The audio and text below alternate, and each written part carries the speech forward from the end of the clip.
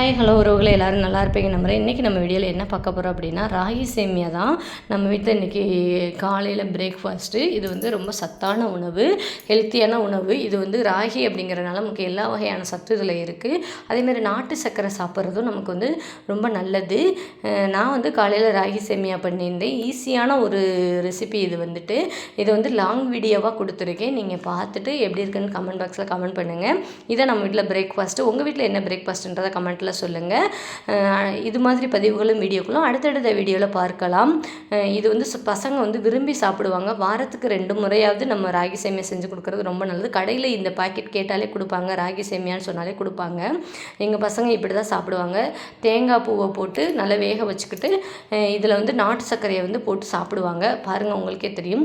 Thank you for வாட்சிங் நண்பர்களே. இது மாதிரி பதிவுகளும் வீடியோக்களும் அடுத்தடுத்த வீடியோவில் பார்க்கலாம். லாங் வீடியோவாக கொடுத்துருக்கேன். பார்த்துட்டு கமெண்ட் பண்ணுங்கள், ஷேர் பண்ணுங்கள், சப்போர்ட் பண்ணுங்கள். நம்ம சேனலை சப்ஸ்கிரைப் பண்ணிக்கோங்க.